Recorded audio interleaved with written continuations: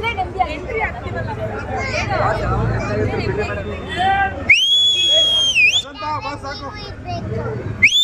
ನೆಮ್ಮದಿ ಆಗಿರ್ಬೇಕು, ಇದ್ರೆ ನೆಮ್ಮದಿ ಆಗಿರ್ಬೇಕು. ಹೇಳು ಜೋರಾಗಿ.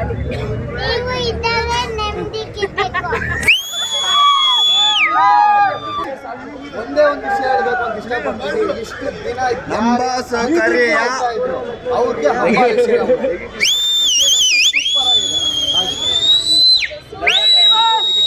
ಸೂರ್ಯನ್ಗೆ ಜಾಸ್ತಿ ದಿನ ಗ್ರಹಣ ಹಿಡಿಯಲ್ಲ.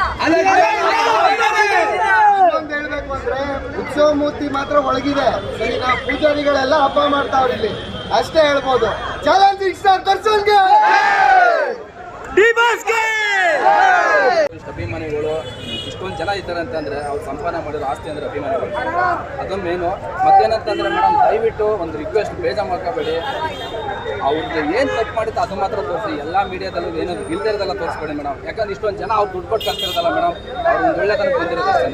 ನಾವು ತಪ್ಪಿದ್ರೆ ತಪ್ಪು ಅಂತ ತೋರಿಸಿ ಮೇಡಮ್, ಸರಿನಾ? ಇಲ್ಲ ಅಂತ ಹೇಳ್ತಲ್ಲ, ಅವ್ರು ತಪ್ಪು ಮಾಡಿದ್ರು ಸೆಕೆಂಡ್ರಿ, ಅದ್ರ ಬಗ್ಗೆ ಮಾತಾಡಬಾರ್ದು. ಇಷ್ಟೊಂದು ಜನ ಬಂದವ್ರು ಅಂತಂದ್ರೆ ಅವ್ರು ಮಾಡಿರೋ ಒಳ್ಳೆ ಕೆಲಸ ಅವ್ರಿಗೋಸ್ಕರ ಅಷ್ಟೇ.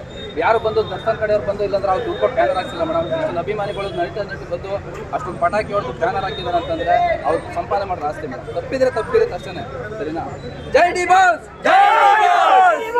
ಹೇಳಿದ್ದಾರೆ ಸೂರ್ಯನ್ಗೂ ಜಾಸ್ತಿ ದಿನ ಗ್ರಹಣ ಹಿಡಿಯಲ್ಲ. Thank you. ಅವ್ರಿಗೂ ಒಂದೇನು ಆದಷ್ಟು ಬೇಗ